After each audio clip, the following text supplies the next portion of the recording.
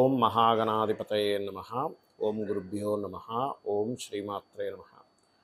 పరమేశ్వర స్వరూపమైనటువంటి జ్యోతిష, వాస్తు మరియు ఇతర అనేకమైనటువంటి శాస్త్రములను మనకు అందించినటువంటి మహర్షులకి నమస్కారం. హయగ్రీవ హయగ్రీవ హయగ్రీవేతి యో వదేత్తస్స నిస్సరతే వాణీ జహ్నుకన్యా ప్రవాహవర్త అరుణాం కరుణాతరంగితాక్షీం ధృతపాశాంకుశపుష్పబాణచాపాం అనిమాదిభిరావృతాం మయూకైః అహమిత్యేవ విభావయే భవానీ. శ్రీమాత్రే నమః. ప్రేక్షకులకి ఆ లలితాంబిక అమ్మవారి యొక్క అనుగ్రహం పరిపూర్ణంగా కలగాలని మనస్ఫూర్తిగా కోరుకుంటూ మనం ఈరోజు చెప్పుకోబోయేటువంటి టాపిక్ ఏమిటంటే, ఒక్కొక్క జాతకుడు ఒక్కొక్క విషయం వల్ల ఎఫెక్ట్ అవుతూ ఉంటాడు అతని లైఫ్లో. కొంతమందికి బ్లాక్ మ్యాజిక్ వల్ల కానివ్వండి, లేనట్లయితే కొంతమంది దృష్టి దోషం వల్ల కానివ్వండి, లేనట్లయితే మరి కొంతమందికి వాళ్ళ జన్మజాతకంలో ఉన్నటువంటి మహాదశ అనుకూలించకపోవడం వల్ల కానివ్వండి, వాళ్ళు పూర్వజన్మలో చేసుకునేటువంటి కర్మ వల్ల జరుగుతూ ఉంటాయి ఇవన్నీ కూడా. అయితే ఏ లగ్నం వారికి వేటి యొక్క ప్రభావం ఎక్కువగా ఉంటుంది వాళ్ళ జీవితంలో అనేటువంటి విషయాలు మనం ఇప్పుడు ఒక్కొక్క లగ్నాల రీత్యా చెప్పుకుందాం. అదేవిధంగా వారికి కొంతమందికి జాతకం ఉండదు, మరి అలాంటి వాళ్ళు ఏ ఉపాసన చేసుకుంటే దాని నుంచి బయటపడతారు. ఈ విషయాలు చెప్తుంది నేనైనప్పటికీ కూడా చెప్పిస్తుంది సాక్షాత్ లలిత అమ్మవారిగా భావిస్తూ ఒక్కొక్క లగ్నం ప్రారంభిద్దాం. కర్కాటక లగ్నము, కర్కాటక రాశి. కర్కాటకం వారి కనుక చూసుకున్నట్లయితే ప్రధానంగా ఈ యొక్క రాశి వారికి గమనించుకున్నట్లయితే, ఈ రాశినాథుడు ఎవరైతే ఉన్నారో వీరికి పూర్వజన్మ కర్మ అనేటువంటిది ఏ రూపంలో వస్తుందంటే, కన్స్ట్రక్షన్ రిలేటెడ్ సంబంధించిన విషయంలో, లేదా ఒక ఈవెంట్స్ రిలేటెడ్ సంబంధించిన విషయంలో, ఒక గృహానికి సంబంధించిన వాహనానికి సంబంధించిన విషయంలో ఆ రూపంలో ఈ కనెక్టివిటీ అనేటువంటిది, అంటే మీ పూర్వజన్మ కర్మ కనెక్ట్ అవుతుంది. అంటే ఎట్లాగా, ఒక్కోసారి చూడండి, సహజంగా కర్కాటకం వారు మోర్ ఎమోషన్, మోర్ సెన్సిటివ్, అంటే ఒక దీంట్లో ఉంటుంటారు. కానీ ఇక్కడ ఏంటంటే, మీ రాశి వారికి పర్టికులర్గా గుర్తుపెట్టుకోండి, మీ యొక్క రాశి వారికి శుక్ర ప్రభావం గనక బ్యాడ్గా ఉన్నట్లయితే అది ఏ ఏ రూపాల్లో మీకు వస్తుందో చెప్తారు. స్త్రీ శాపము అంటూ ఉంటారు. లేదా మీ మటుకు మీరు వెళ్తూ ఉంటే ఎవరో ఏదో అడ్డం వచ్చి అది యాక్సిడెంట్ అవ్వడం ద్వారా అది ఇంకో నెగిటివ్ దానిలోకి దారితీస్తూ ఉంటుంది. అయ్యో ఈయన కరెక్ట్గానే ఉన్నాడు కానీ ఏంటి ఇట్లా. లేదా ఒక్కొక్కసారి ఏమవుతుందంటే, కొంతమంది స్త్రీల్లో నేను చూసిన కర్కాటక లగ్నం వారికి శుక్ర మహర్దశ నడుస్తున్నప్పుడు విద్యా సమయాల్లో అనుకోకుండా ఎవరితోనూ ఆకర్షితులు అవ్వడం, దాని ద్వారా ఇబ్బంది రావడం అనేటువంటిది నేను చూశాను. అదేవిధంగా ఒక్కొక్కసారి కొన్ని శుక్ర మహర్దశ బాగుంది లేదా శుక్రుడు బాలేడు అనడానికి ఏమిటి ఇక్కడ ఎలా తెలుస్తుంది అంటే, శుక్రుడు బాగుంటే వీళ్ళకి ప్రాపర్టీస్ వైజ్గా కానివ్వండి, లేనట్లయితే హారాలు కానివ్వండి, ఏదైనా సరే ఇవి కానివ్వండి, అవన్నీ కూడా బాగా కలిసి రావడం జరుగుతూ ఉంటుంది.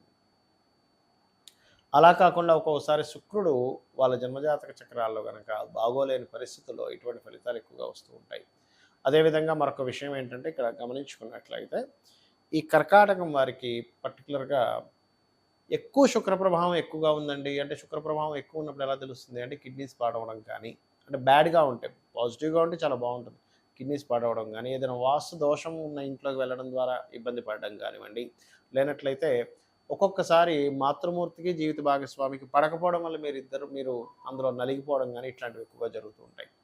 మరి ఇవన్నిటి నుంచి మీరు బయటపడాలంటే శుక్రగ్రహం దగ్గర చక్కగా తెల్ల ఒత్తి వేసి మీరు తెల్లటి పుష్పాలు అక్కడ పరిచినట్టుగా చేసి దాని మీద దీపం పెట్టి దీపం వెలిగించండి, నేతితో దీపం వెలిగించండి. ఖచ్చితంగా మీరు ఆ యొక్క ఇబ్బంది నుంచి బయటపడతారు. గోవుకి ముల్లంగి, వైట్ క్యారెట్స్ లాంటివి ఉంటాయి, అటువంటివి తినిపించండి, అన్ని విధాలు బాగుంటుంది. కొంతమందికి లగ్నం కానీ, నక్షత్రం కానీ, రాశి కానీ తెలియదు. మరి అలాంటి వాళ్ళు ఏం చేయాలి అంటే, వాళ్ళ జన్మజాతకంలో ఎప్పుడైనా ఒకటే గుర్తుపెట్టుకోండి, రుణాల బాధలు, శత్రు బాధలు, అదేవిధంగా రోగ బాధలు, అంటే రుణ రోగ శత్రు బాధలు, ఈ 3 బాధల నుంచే ఫస్ట్ మొట్టమొదటిగా విముక్తి పొందుదామని చూస్తూ ఉంటారు ప్రతి జీవి కూడా. అయితే ఈ యొక్క అంశం అనేటువంటి ప్రతి జీవికి ఉంటుంది, మనుషుడికి మాత్రమే కాదు. మరి ఈ జాతకం తెలియనప్పుడు ఏం చేయాలి అంటే, సూర్య ఆరాధన అన్నిటికంటే ముఖ్యమైనటువంటి సూర్య ఆరాధన చేయండి. రెండవది ఏంటంటే, మీకు ఇష్టదైవం ఎవరైనా ఉంటారు అంటే, శివుడు కావచ్చు, నారాయణుడు కావచ్చు, అమ్మవారు కావచ్చు, ఎవరైనా కావచ్చు, గుర్తుపెట్టుకోండి. ఒకటే, వాళ్ళ యొక్క నామస్మరణ తీసుకొని వాళ్ళ మంత్ర సాధన చేస్తూ ఉండండి రెగ్యులర్గా. అంటే వారి యొక్క నామాన్ని తీసుకొని ఓం నమో నారాయణాయ, విష్ణువుని కనుక మీరు ఇష్టపడుతూ ఉన్నట్లయితే, లేదంటే ఓం నమ శివాయ, ఓం శ్రీమాత్రే నమ, లేదా ఓం స్కందాయ నమ, ఓం మహాగణాధిపతయ నమ, అంటే మీ ఇష్టదైవాన్ని ఏదైనా తీసుకొని దానికి ముందు ఓము లాస్ట్లో నమః కలుపుకొని చేసుకోండి రోజు. ఇది మీకు ఈ మంత్రం ద్వారా ఏమవుతుంది అంటే, మీకు అసలు ఇష్టదైవం అనేది ఎందుకు ఏర్పడుతుంది? పాస్ట్ లైఫ్లో మీరు చేసినటువంటి సాధన ఏదైతే ఉందో ఆ సాధన ఈ యొక్క లైఫ్లో ఈ రూపంలో వస్తుంది. అంటే మీకు అది ఆ స్ఫురణ వస్తుంది, నాకు ఈ దైవం అంటే ఇష్టం అనేటువంటిది. అదేవిధంగా కొన్నిసార్లు జాతక దోషం ఉండదు. ఒక్కొక్కసారి ఏమవుతుందంటే మీరు వెళ్ళినటువంటి ఇంటి దోషం వల్ల అవుతూ ఉంటుంది. అంటే మీరు బాగా అబ్జర్వ్ చేసి ఈ ఇంటికి వెళ్ళినప్పటి నుంచే నాకు ఇలా జరుగుతుంది అని అనుకున్నప్పుడు మాత్రం మీరు తక్షణమే ఆ ఇల్లు ఖాళీ చేసి ఇంకో ఇంటికి వెళ్ళి మారిపోండి. లేదండి మాది సొంత ఇల్లు అండి, సొంత ఇల్లు అయినా సరే ఇంకా ఈ ప్రాబ్లం ఇట్లాగే ఉంటుందా, మేము మార్చుకోలేమా అంటే, ఖచ్చితంగా సొంత ఇల్లు అయినప్పుడు మీరు వాస్తు చూపించుకొని మీరు మార్చుకోవచ్చు. అందులో ద్వారం నిర్మాణం వల్ల ఏదైనా మీకు ఇబ్బందులు వస్తున్నాయా, లేనట్లయితే లోపల ఏదైనా బాత్రూమ్స్ లెట్రిన్స్ సరైనటువంటి ప్రదేశాల్లో లేవా, లేనట్లయితే ఒక్కొక్కసారి చిన్న చిన్న దోషాలు ఉంటాయి. అంటే ఇంట్లో వేసే రంగుల మీద కూడా దాని ప్రభావం ఉంటుంది. ఇంట్లో వాడేటువంటి వస్తువులు పెట్టకూడని ప్రదేశంలో కొన్ని వస్తువులు పెట్టి వాడడం వల్ల, అదేవిధంగా ఫుడ్ తినేటువంటి ప్రదేశం మనకి వాస్తులో పశ్చిమే భోజనం చేయవా అని చెప్పడం జరిగింది. ఆ రకంగా మరికొన్నిసార్లు ఏమవుతుందంటే కొన్ని నెగటివ్ ఎనర్జీస్ మనకు తెలియకుండా మనం వాటిని కనెక్ట్ అవుతూ ఉంటాం. అంటే అలాగా ఎవరో మంత్రించినటువంటి కొన్ని పదార్థాలని రోడ్ల మీద వేయడమో ఇట్లాంటివి చేస్తూ ఉంటారు. అలాంటప్పుడు వాటి యొక్క నెగటివ్ ఎనర్జీ ప్రభావం పడడం కానీ, లేనట్లయితే ఒక్కోసారి పితృదేవతలకి చేసుకోకపోవడం వల్ల, అంటే మీ యొక్క పూర్వీకులకి చేయవలసినటువంటిది ఏదైనా చేయకపోయినా కూడా వాళ్ళ యొక్క ఆత్మ సరైనటువంటి దీంట్లో, అంటే వాళ్ళ సోల్స్ బాధపడుతుండడం వల్ల అది ఫ్యామిలీస్ మీద ఉంటుంది. అలాంటప్పుడు మీకు కొంతమందికి ఎలా ఉంటుందంటే చేయాలని ఉంటుంది వాళ్ళకి, కానీ వాళ్ళ మరణించినటువంటి తేదీలు కానీ, లేనట్లయితే తిథులు కానీ తెలియవు. అలాంటప్పుడు తేదీ తెలిస్తే మనకి సిస్టంలో కొడితే ఏ తేదీ ఏ నక్షత్రం ఏ తేదీ నాడు జన్మించారు అనేటువంటి తెలుస్తుంది. అలా కూడా తెలియనటువంటి వారు కనీసం అమావాస్య నాడు వారి పేరు మీద స్వయం పాకం ఇవ్వండి, గుర్తుపెట్టుకోండి. అలాగే మరొక విషయం ఏంటంటే, ఇక్కడ చూసుకున్నట్లయితే ఈ మరి కొంతమందికి ఎవరో ఏదో చేశారు అనేటువంటి ఒక అపోహ కానివ్వండి, ఒక్కొక్కసారి ఊహించుకుంటారు, ఎవరో మాకేదో బ్లాక్ మ్యాజిక్ చేశారు, మా చుట్టాల్లో ఎవరో మా మీద ఏదో ప్రయోగం చేశారు. 99% ఆఫ్ కేసెస్లో అసలు అట్లాంటివి జరగవు. ఊహించుకోవడం ఎక్కువగా ఉంటుంది. లేదండి నిజంగానే అవతల వాళ్ళు అట్లాంటివి చేస్తున్నారు అని అనుకున్నప్పుడు సున్నాల పన్నం అని ఒకటి ఉంటుంది. మీరు యూట్యూబ్లో కొడితే వస్తుంది. సున్నాల పన్నాన్ని కనుక మీరు ఇంట్లో ప్లే చేసిన అట్లాంటి ఏమైనా దుష్టశక్తులు అట్లాంటివి నెగిటివ్ ఎనర్జీస్ ఉంటే తొలగిపోవడం జరుగుతుంది. అయితే సర్వసాధారణంగా మనకి నిజంగా వచ్చే నెగిటివ్ ఎనర్జీస్ కంటే మనంతట మనం ఎక్కువగా క్రియేట్ చేసుకుంటూ ఉంటాం. మన ఆలోచన విధానంతో, మన యొక్క అనవసరమైన నెగిటివ్ ఫీలింగ్స్తో, నెగిటివ్ రిలేటెడ్ సంబంధించిన దాంతో అనవసరంగా క్రియేట్ చేసుకొని అనవసరంగా ఆ రకంగా మనం దాన్ని పాడు చేసుకుంటూ ఉంటాం. కాబట్టి ఈ యొక్క విషయాల్లో ఇటువంటివి మీరు మెయిన్గా చేస్తూ ఉండండి. అదేవిధంగా మరొక విషయం ఏంటంటే, ఇక్కడ గమనించుకున్నట్లయితే వీటితో పాటు ఇక్కడ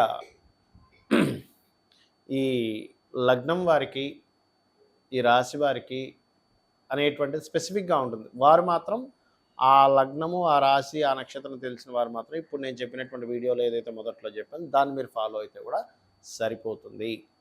ఇక కొన్నిసార్లు ఏమవుతుందంటే దశ బాగోదు, అంటే మహాదశ మారినప్పటి నుంచి ఇబ్బంది వస్తుంది. అలాంటప్పుడు ఆ మహాదశ నాదుడికి వెళ్ళి మీరు ఆ గ్రహానికి చక్కగా మీరు దీపారాధన చేయడము, లేనట్లయితే ఆ గ్రహ సంబంధించిన దానం ఇవ్వడం చేయండి. గోశాలకు రెగ్యులర్గా వెళ్తుంటే కూడా మీకు ఉండేటువంటి పూర్వజన్మ కర్మ అనేటువంటి తొలగుతుంది. గోశాలకు వెళ్ళి ప్రధానంగా మీరు బెల్లం గోవులకు తినిపించడము, అదేవిధంగా ఎక్కువ అప్పులు ఉన్నటువంటి వారు గోవుకు తినిపించి ఓం అపర్ణాయ నమః అనేటువంటి మంత్రాన్ని గోశాలలో కనీసం ఒక 40 నిమిషాల నుండి కనుక చేస్తున్నట్లయితే త్వరగా మీ అప్పులు తీరేటువంటి ఛాన్సెస్ ఎక్కువగా పెరుగుతాయి. అదేవిధంగా మరింత ఎక్కువగా శనికి సంబంధించిన దోషాలు ఎక్కువగా ఉన్నాయండి, చాలా పీడన అనుభవిస్తున్నాం అనుకునేటువంటి వారు మూకుల్లో ఒక నూనె వేసి ఆ నూనెలో మీ ఫేస్ని చూసుకొని ఆ నూనెని శివాలయంలో దీపారాధన కోసమని ఇవ్వండి. ఇచ్చినట్లయితే మీకు ఆ దోషం అనేటువంటి తొలగుతుంది. ఇది కూడా శనివారం చేయండి. ఖచ్చితంగా మరింత ఎక్కువ దోషాలు ఉన్నాయనుకునేటువంటి వారు లలితాసహస్రనామాల్లో ఓం అనాకలిత సాదృశ్య చుబుక శ్రీ విరాజితాయే నమః అనే నామస్మరణ చేయండి. ఖచ్చితంగా అన్ని విధాలా బాగుంటుంది. శ్రీమాత్రే నమః.